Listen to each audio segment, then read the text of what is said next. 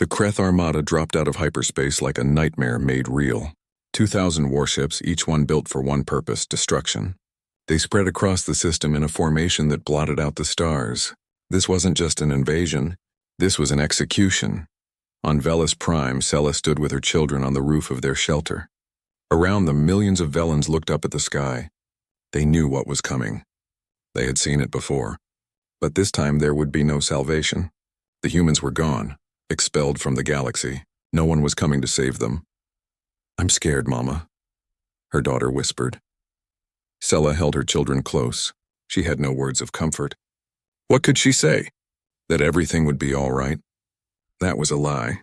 The monsters had returned, and this time they had brought overwhelming force. The Kreth commander, Morthak, sat on his flagship and savored the moment. 6 months ago, the humans had humiliated him. They had destroyed his fleet and made him look weak. Now he would have his revenge. He would kill the Velans slowly, make them suffer, and broadcast it across the galaxy. Let everyone see what happened when you accepted help from humans. Begin orbital bombardment, he ordered. Target population centers. I want them to feel it before they die. The first plasma beams lanced down from orbit. Cities began to burn. But then Morthak's sensor officer shouted a warning. Sir, hyperspace ruptures. Multiple contacts. 300 ships emerged from hyperspace. Human vessels, yes, but also others. Ships Morthak didn't recognize. Tribal Kolvar warships. Sleek Hynari science vessels. Dozens of species flying in formation. Morthak laughed. 300 against 2,000? They're even more foolish than I thought. Destroy them, but Commander Day wasn't planning to fight fair. He had learned something in his years of studying military history. When you're outnumbered, you don't fight a pitched battle. You use every advantage you have. All ships, execute the plan, Day ordered. Young-Ho, you're up first.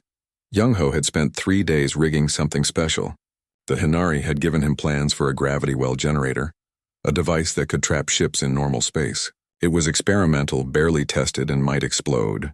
But if it worked, it would change everything. He activated it. Space itself seemed to twist. Suddenly, 200 Kreth ships found they couldn't jump to hyperspace. Their engines strained, but the gravity well held them in place. They were trapped, now. Dee shouted. The Kolvar ships dove into the trapped formation. They were smaller than the Kreth vessels, more maneuverable. They flew like they were dancing, weaving between enemy ships and firing at point-blank range. Their weapons were primitive by concordance standards, but at close range they were devastating. Captain Hana led her squadron in a different direction. She targeted the Kreth command ships, trying to disrupt their communications. Mirai was working overtime, hacking into every Kreth system she could reach, sending false orders and creating chaos.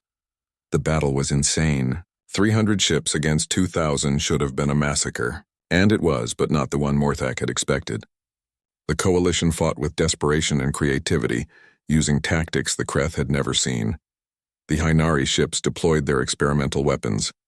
One fired a pulse that temporarily disabled shields across an entire section of the enemy fleet. Another created a field that caused Kreth missiles to detonate prematurely. They were untested weapons, dangerous to both sides. Some Hynari ships exploded when their own devices overloaded. But they kept fighting. For 3 days, the battle raged. The coalition was taking heavy losses. They had destroyed maybe 400 Kreth ships, but they had lost 100 of their own. The math was simple and brutal. They were being slowly overwhelmed. On the 3rd day, with the coalition fleet on the brink of collapse, Young-Ho gave Day the news he had been dreading. Sir, we're down to 50 combat-effective ships. The Kreth still have over 1,500. We can't hold them much longer. Day looked around his bridge. His crew was exhausted, running on caffeine and sheer will. Through the windows, he could see human ships exploding in the distance. Good people dying for strangers. Again. We keep fighting, he said, until we can't anymore. Captain Hana's ship was heavily damaged. Half her crew was dead. But she kept flying, kept firing, kept buying time for the Velans below. In her heart, she knew it wasn't enough. They had tried. They had given everything. But sometimes everything wasn't enough. Then space tore open, not the normal blue shimmer of a hyperspace window. This was different. This was a crimson tear in reality itself, massive and terrifying, and through it came ships that made even the Kreth Armada look small. 40 Concordance battleships, each one a kilometer long, bristling with weapons that could crack planets. Ships designed not for conquest but for absolute annihilation. The entire battlefield froze. Coalition and Kreth alike stopped firing and stared. Mireille's voice was shaking. "Sir, we're receiving a transmission. It's High Arbiter Velthon." The crystalline being appeared on every screen in the system. Her voice was calm, almost gentle. "This is High Arbiter Velthon of the Galactic Concordance. We have been observing this conflict. After careful deliberation, the Council has determined that the Kreth Dominion has declared total war of annihilation against the Velen species. Under these circumstances, defensive intervention is reclassified as protection of an endangered civilization, not interference in a local conflict. Therefore, the Concordance will act. It was the thinnest legal fiction imaginable. Everyone knew what was really happening. The Concordance was reinterpreting its own law because watching humans die for principle had shamed them. Morthak's voice was desperate. "The Concordance doesn't interfere. That's your law. Laws can be interpreted," Velthon replied. "And we have interpreted ours. Kreth vessels withdraw immediately or be destroyed." Morthak, in his pride and rage, made a fatal mistake. He ordered his fleet to attack the Concordance ships. It lasted less than an hour. The Concordance battleships opened fire with weapons that made the earlier battle look like a children's game. Kreth ships simply ceased to exist, vaporized by beams of pure energy. Those that tried to flee were tracked through hyperspace and destroyed. When it was over, not a single Kreth ship remained. The Dominion's armada, 2,000 strong, had been completely annihilated. Day stood on his bridge in stunned silence. They had won, not because they were strong enough, but because they had inspired others to change. Velthon's voice came through again, this time on a private channel to the Indomitable. "Commander Day, the Concordance Council wishes to speak with Earth's representatives. At your convenience, of course. Over the next week, something remarkable happened. The Concordance began to change. The non-interference protocol wasn't abolished. That would be too radical. But it was amended. Species could now intervene in cases of genocide or total war. The definition was still fuzzy, still subject to interpretation. But the absolute law was absolute no more. Earth was quietly readmitted to the Concordance. No formal ceremony, no apologies. Trade routes simply reopened. Diplomatic channels reestablished. As if the expulsion had been a temporary misunderstanding. Admiral Taman was called out of retirement and given a new position. Ambassador at Large. His job was to represent humanity's interests and, unofficially, to remind the Concordance why laws existed in the first place. Commander Day was promoted to Admiral and given command of something new, the Coalition Defense Force. It was made up of the species that had fought at Veles, Prime, not part of the Concordance military, but working alongside it, a force dedicated to doing what was right even when it was hard. Captain Hanna became the first human member of the Concordance High Council. She was young for the position, but Velthon personally nominated her. "We need people who remember what it means to take a stand," the crystal being said. Young-Ho opened an advanced technology institute, teaching both human and alien engineers. His first lecture was simple. Technology is just a tool. What matters is having the courage to use it for something good. Mireille established the Department of Interspecies Understanding. Her job was to help different civilizations communicate and work together. It was messy, frustrating work, but after coordinating a dozen species during battle, everything else seemed easy. 5 years later, Admiral Day stood on the observation deck of Concordance Station Alpha. He was older now, with gray in his hair and scars that ached in cold weather, but he was content. High Arbiter Velthon joined him. She had become something like a friend over the years, or as close to a friend as a crystalline being could be. "You know," Velthon said, "when you broke our law, I truly believed you would doom us all." Day smiled. "So did I, honestly. But instead," Velthon continued, "you reminded us why we formed the Concordance in the first place, not to hide from the galaxy's problems, to solve them." They watched as a new ship emerged from hyperspace, the Unity, a dreadnought built by coalition efforts. Human, Velen, Kolvar, Hinari, all working together. Its mission was simple: protect those who couldn't protect themselves. "What will you do now?" Velthon asked. Day thought about it. About all the species in the galaxy, all the potential conflicts, all the suffering that still existed.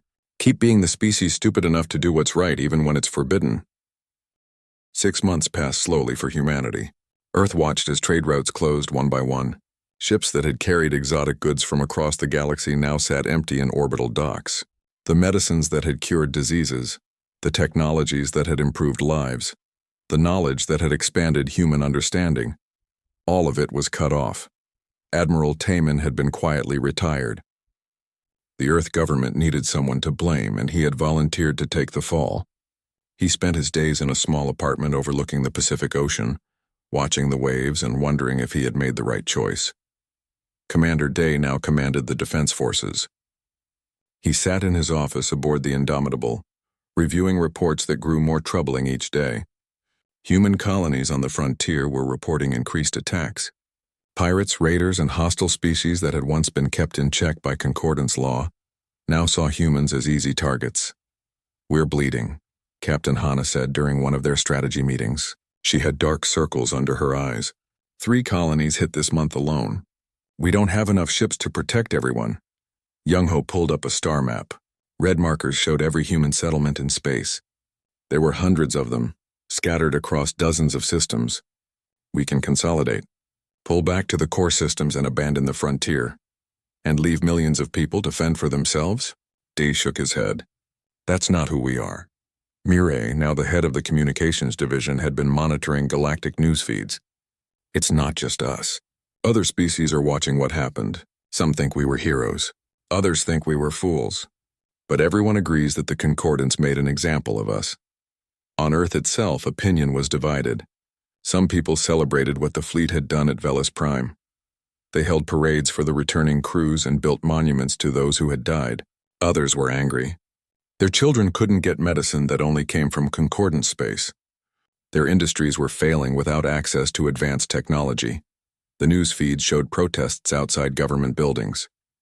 People shouting about the price they were paying for someone else's freedom. It was ugly but understandable. Principle was easy to support until it cost you something. But not everyone had abandoned Earth. The Velans, grateful beyond measure, had opened trade with humanity. Their world was rich in rare minerals that Earth needed. It wasn't enough to replace everything they had lost, but it helped. And something else was happening. Something unexpected. Mirai noticed it first. "Sir, I'm receiving coded transmissions from non-concordant species.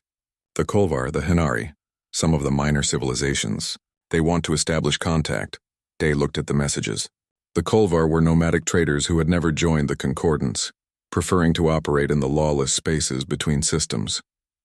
The Hinari were scientists and explorers who found Concordance regulations too restrictive. And there were others, species that existed in the shadows of galactic civilization. "Why now?" Day asked. "Because we did something no one else would do," Hana said. "We proved that the Concordance isn't the only power in the galaxy. These species have been pushed around by Concordance law for centuries. Now they see an alternative."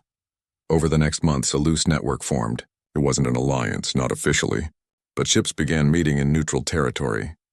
Trade agreements were negotiated. Technology was shared. Humanity wasn't alone anymore, even if they were no longer part of the Concordance.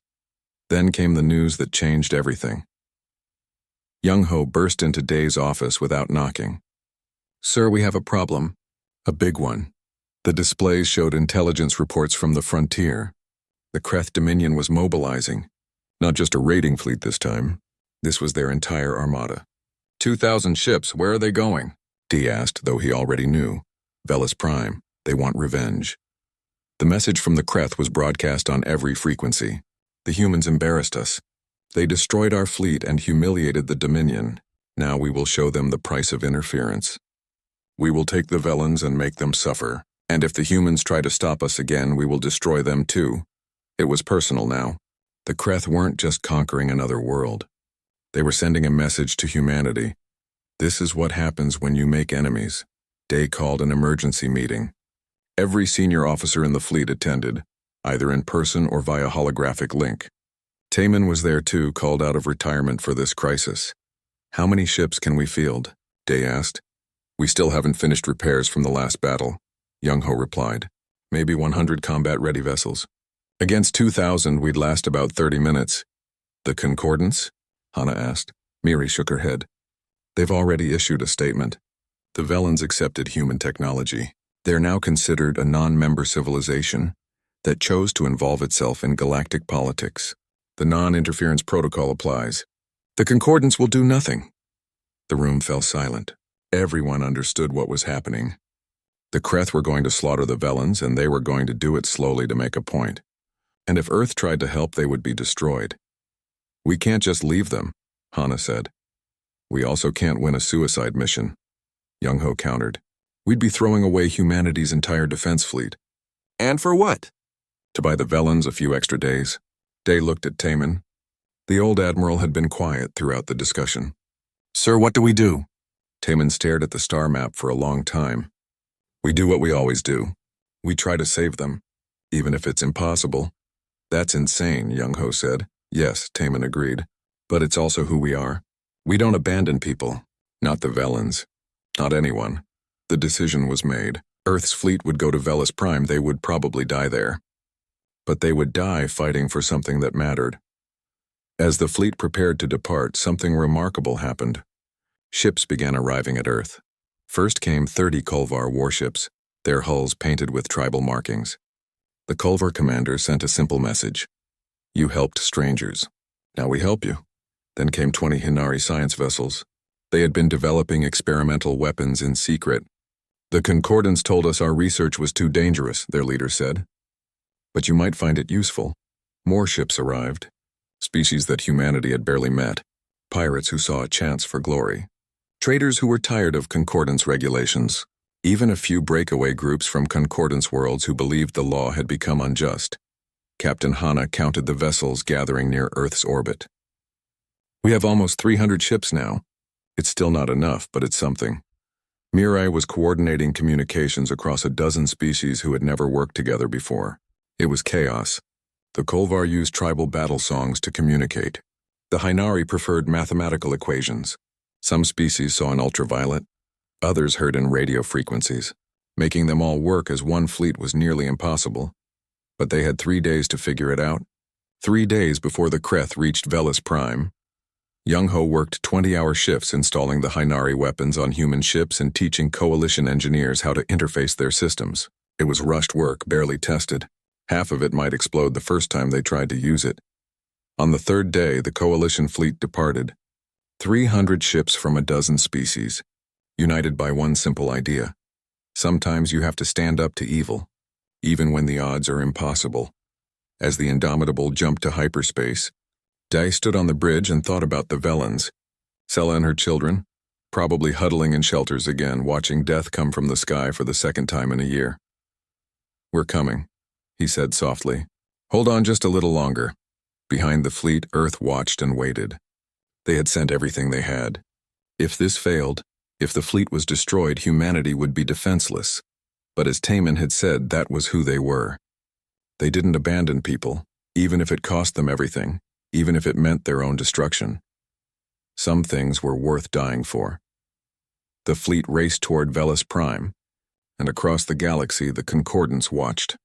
High Arbiter Velthon observed the humans throwing themselves into certain death and wondered if perhaps they understood something that the ancient species had forgotten. Sometimes the only way to stay civilized was to fight for it. Concordance Station Alpha was the largest structure ever built by intelligent life. It orbited no planet and circled no star. Instead, it hung in the void at the intersection of a dozen major hyperspace routes, a city in space that could house 1 billion souls. Its towers reached 50 kilometers high. Its docking bays could accommodate 10,000 ships. When Earth's 3rd fleet arrived, they found those bays lined with Concordance warships. Hundreds of them. A show of force that left no doubt about how serious the situation was. Admiral Taman stood at the front of the command shuttle as it approached the station. Behind him sat Commander Day and Captain Hana. They wore their dress uniforms, cleaned and pressed for this occasion.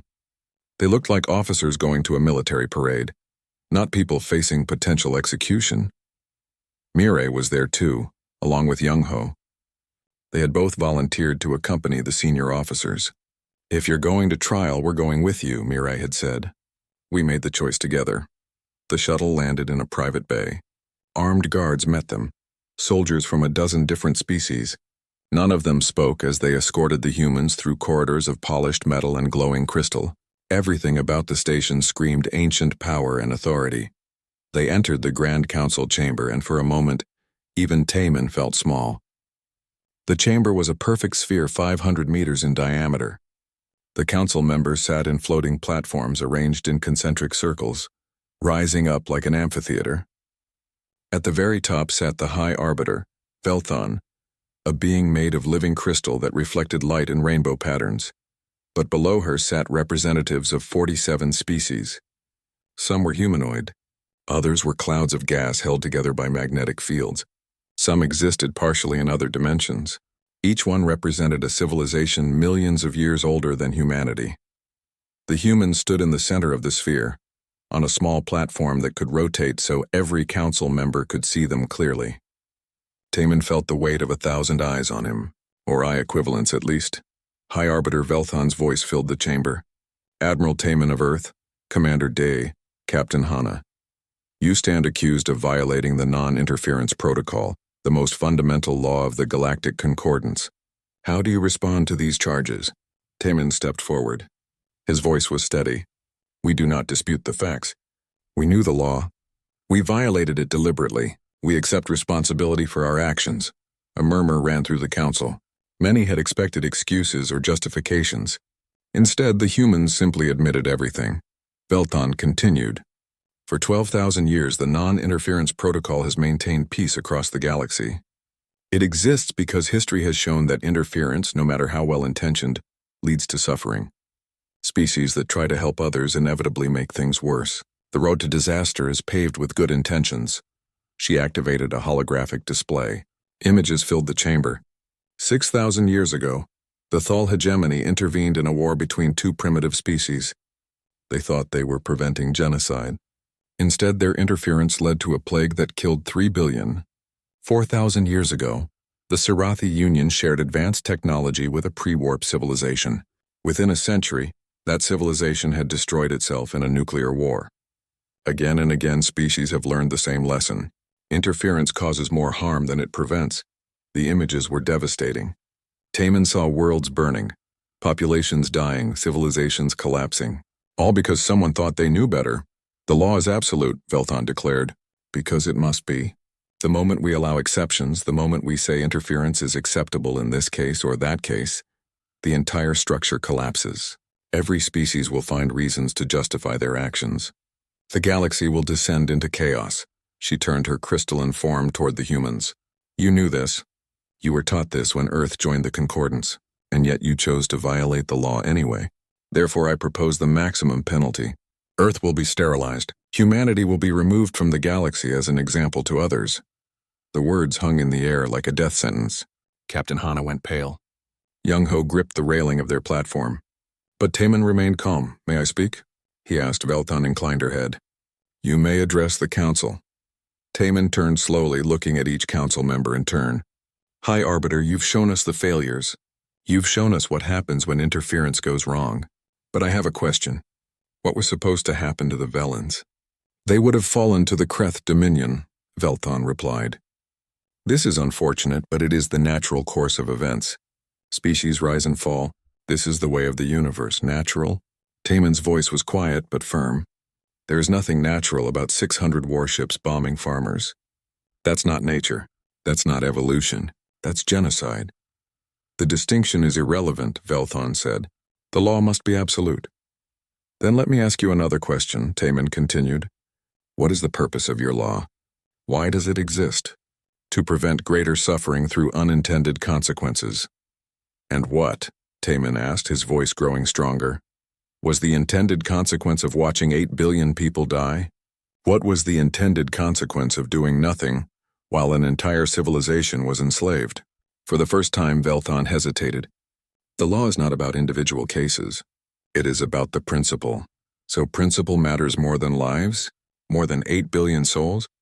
Yes, Velthon said, and there was no doubt in her voice.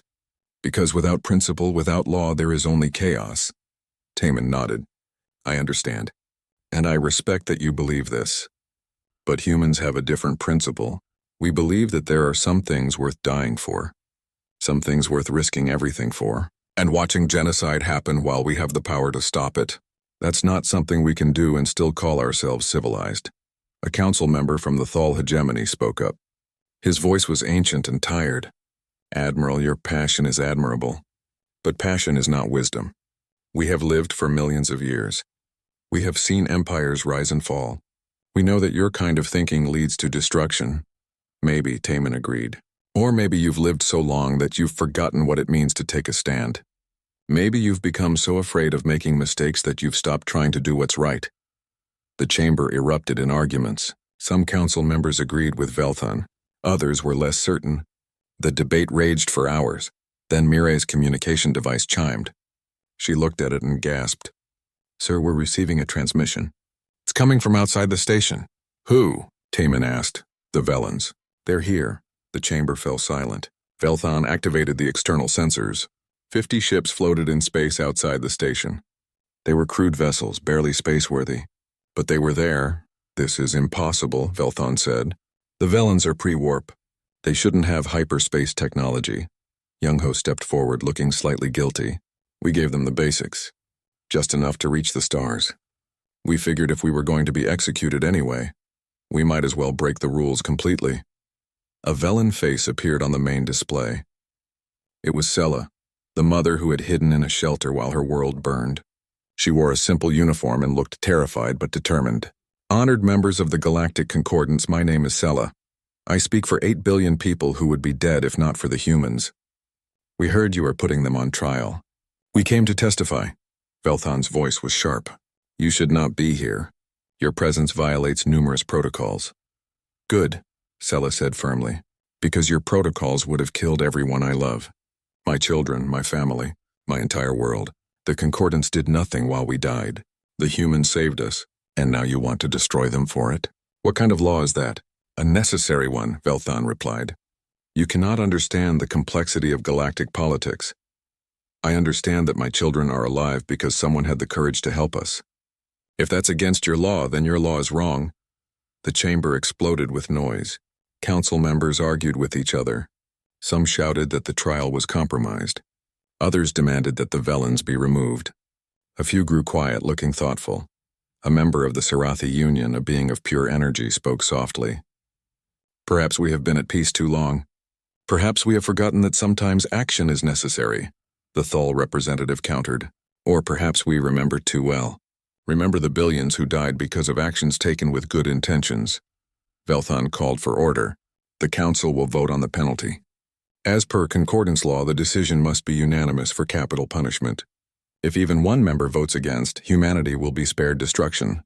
The voting began. One by one, the council members cast their votes. The results appeared on the displays. 31 voted for the destruction of Earth.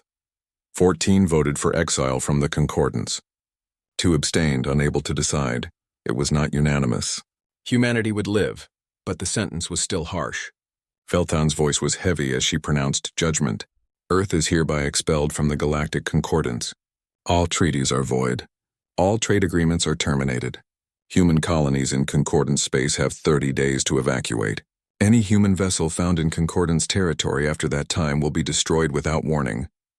This is the price of your violation. The sky above Velas Prime turned black with ships. Hundreds of them. Each one bristling with weapons that could crack a planet's crust. The Kreth had arrived exactly on schedule, and they wasted no time beginning their attack. In the capital city of Theros, a Velan mother named Sela grabbed her 2 children and ran for the shelters. Around her, millions of others did the same. The air raid sirens wailed, a sound that had never been heard on Velas before today. They were a peaceful people.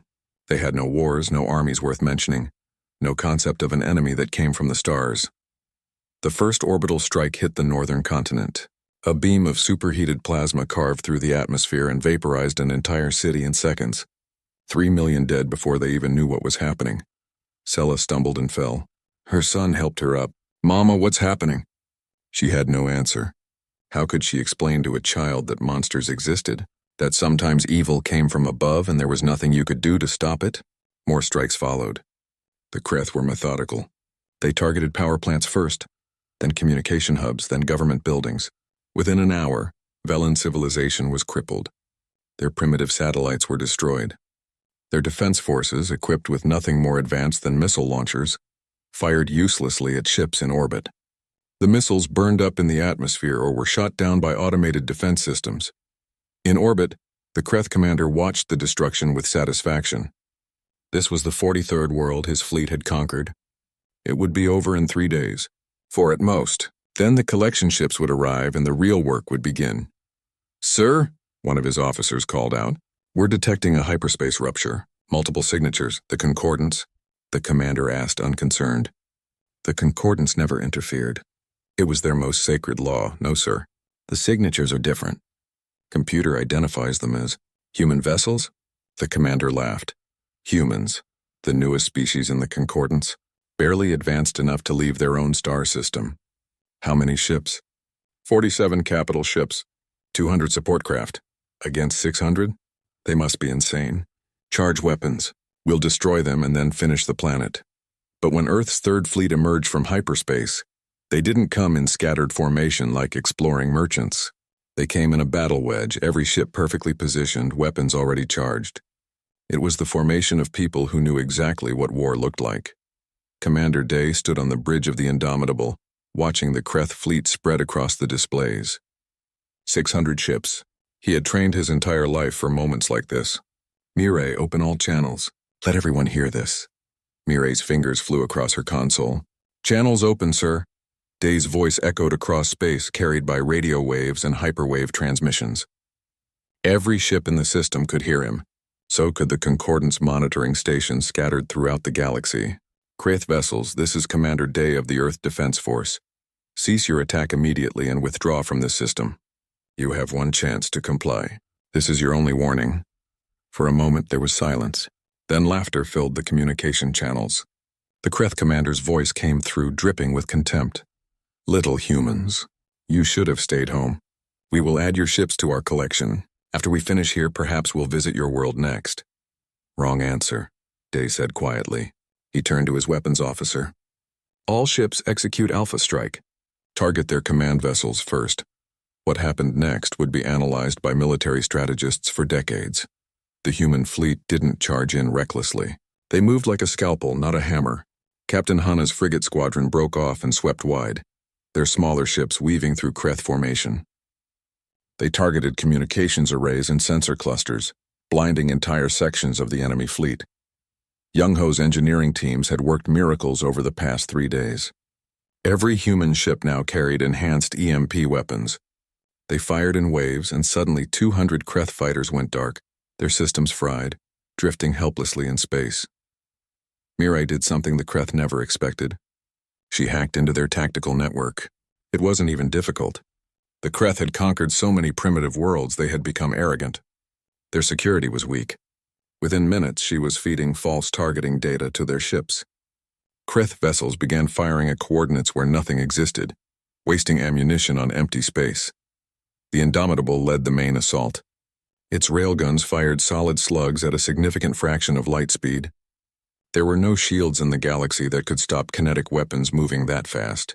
The Kreth flagship took 3 rounds through its central hull and exploded in a ball of plasma. "Target their carrier groups next," Day ordered. "Don't give them time to launch more fighters." The battle raged for 2 hours. The Kreth had numbers, but humans had something more valuable. They had experience. Real experience. Humans had spent centuries fighting each other, developing tactics and strategies in wars that raged across continents and oceans.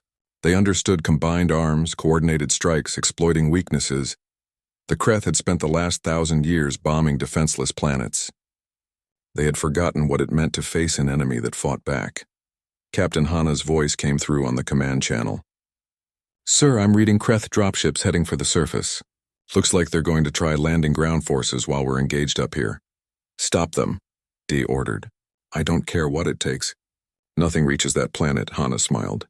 She had been waiting for this. "All frigates, follow me. We're going in." Her squadron dove into the atmosphere, chasing the Kreth dropships. The enemy ships were heavily armored and shielded, but they were slow. The human frigates were fast and nimble. They swooped in like hawks, firing precise bursts from their plasma cannons. One by one, the dropships exploded or crashed into the ocean. On the surface, Sella and her children watched through a crack in their shelter door. They saw human ships streak across the sky, saw explosions light up the darkness. They saw the monsters that had come to destroy them being destroyed instead. "Who are they?" her son asked. "I don't know," Sella whispered. "But they're saving us." In orbit, the tide of battle had turned completely. Of the 600 Kreth ships, 400 were destroyed. The rest were trying to retreat, their captains screaming orders to jump to hyperspace. "Don't let them escape," Day commanded. "If even one ship gets away, they'll report back to the Dominion. We need to send a message." The human fleet pursued relentlessly. The Kreth ships that managed to jump away were the lucky ones. The rest were hunted down and destroyed. By the time the last Kreth vessel exploded, the battle space was littered with debris. Young-Ho's damage report came in. "We lost 6 frigates and took heavy damage to 3 cruisers. But we're still combat effective." Day nodded. 6 ships lost, fewer than he had feared, but still 6 crews that would never go home. Mark their sacrifice. They died for people they never met. That means something. Mireille was receiving hundreds of transmissions from the planet below. The Velans were broadcasting on every frequency, their voices filled with gratitude and wonder and disbelief. "Sir, they want to thank us.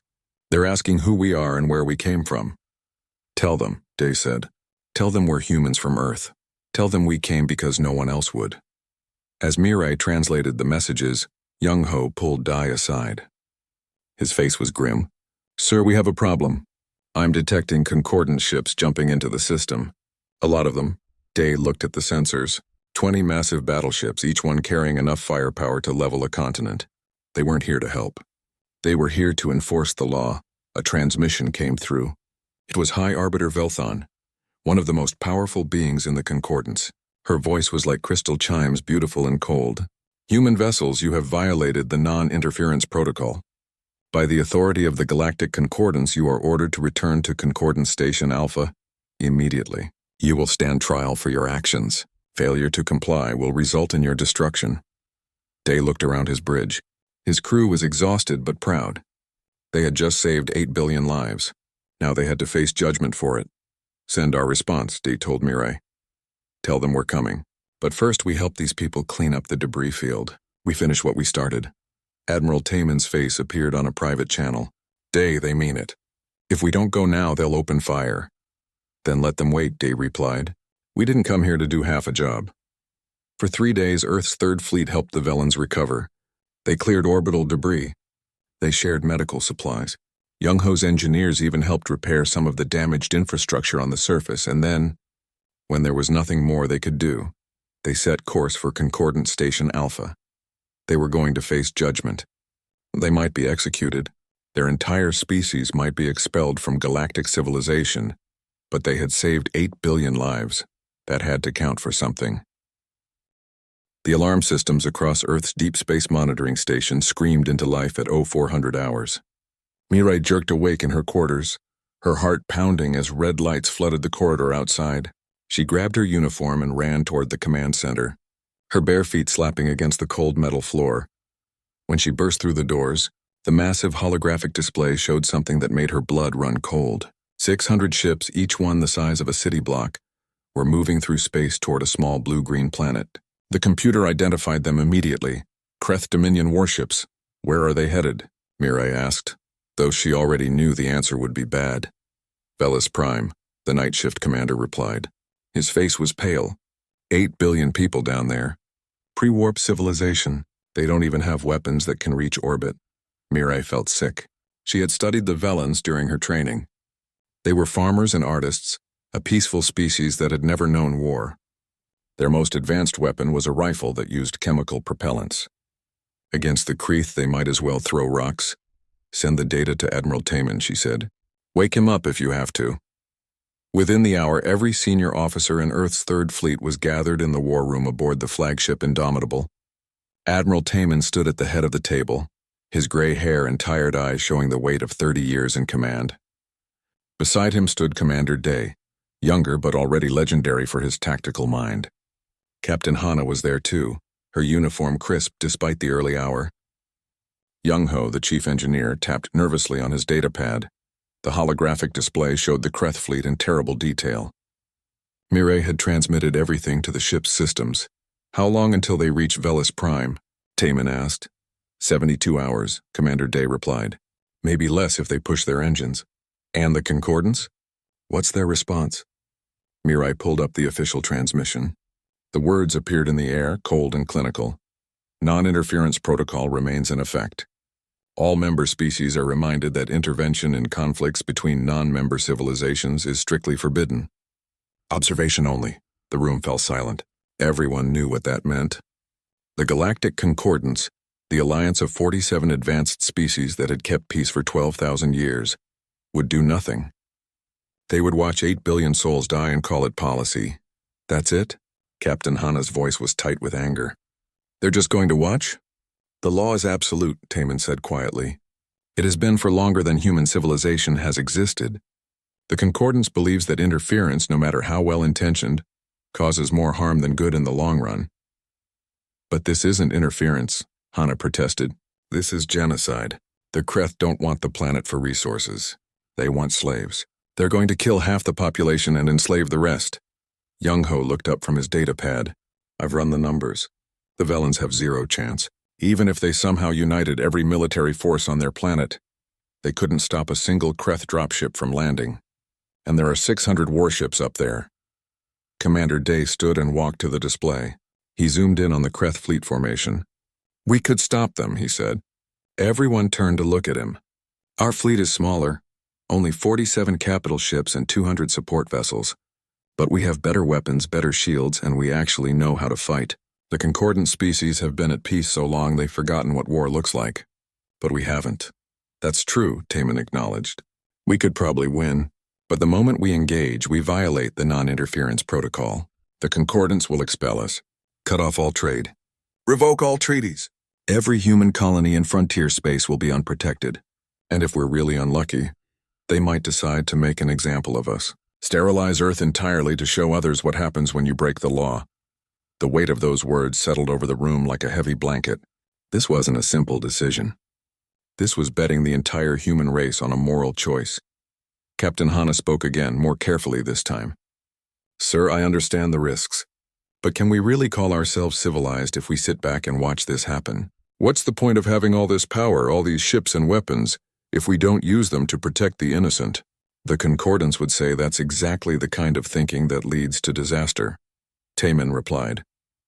They've seen species with good intentions destroy themselves trying to save others. They've watched civilizations fall because someone decided they knew better than the natural order. The natural order?